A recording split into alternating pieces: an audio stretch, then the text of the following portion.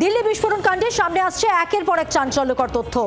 নিজের সেফ হাউসে বিপুল পরিমাণে বিস্ফোরক মজুত করেছিল মোজাম্মেল, আর সেই সেফ হাউস থেকে 2600 কেজি বিস্ফোরক উদ্ধার করে তদন্তকারীরা। আল ফালাহ বিশ্ববিদ্যালয় থেকে মাত্র 4 কিলোমিটার দূরে ফতেপুরের তাগা গ্রামে রয়েছে মোজাম্মেলের সেফ হাউসটি।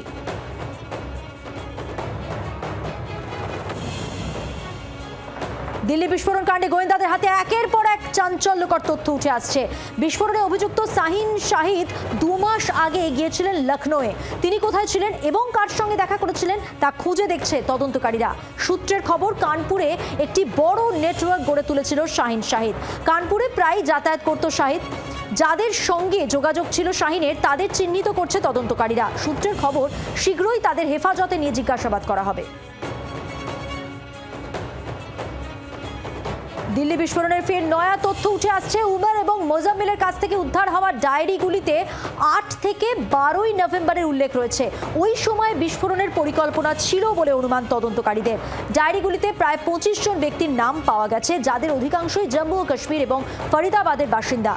এই ডায়েরিগুলি মঙ্গলবার এবং বুধবার ওমরের রুম নম্বর 4 এবং মোজাম্মেলের রুম নম্বর 13 থেকে উদ্ধার করে তদন্তকারীরা।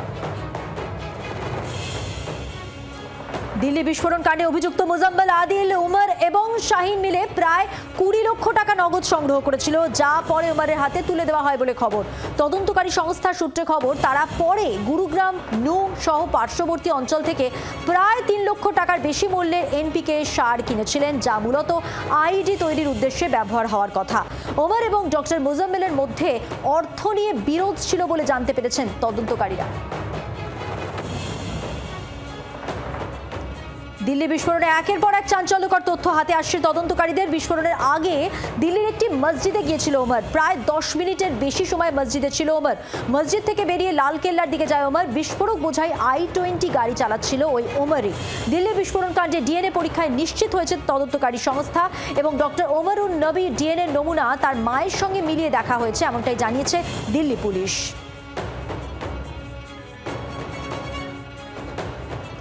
ভোটার তালিকায় ফের গড়মিলের অভিযোগ। মালদায় জীবিত ভোটারকেই তালিকায় মৃত দেখানোর অভিযোগ। এসআইআর আবহে চূড়ান্ত দুশ্চিন্তায় মালদার পরিযায়ী শ্রমিক আলী হোসেন।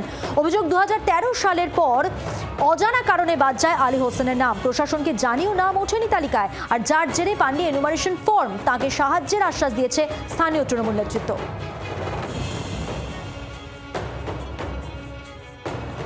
পোর্টালে নাম থাকায় আতঙ্কে ভোটাররা, শাসক ও বিরোধী তরজায় উত্তপ্ত পূর্ব বর্ধমানের মেমরি। অভিযোগ, 2002 সালে ভোট দিয়েছেন। নিজেদের কাছে থাকা পুরনো ভোটার লিস্টে নামও আছে, কিন্তু বর্তমানে কমিশন থেকে প্রাপ্ত 2002 এর তালিকাতে সেই সব নাম নেই। রাতারাতি গায়েব হয়ে গিয়েছে 21 জন ভোটারের নাম, যার জেরে আতঙ্কে ঘুম উড়েছে বাসিন্দাদের। ভোটার লিস্ট সংক্রান্ত ত্রুটির কথা জানিয়ে বিডিওর দ্বারস্থ স্থানীয়রা। বাংলার আওয়াজ, বাঙালির আবেগ, জি 24 ঘন্টা।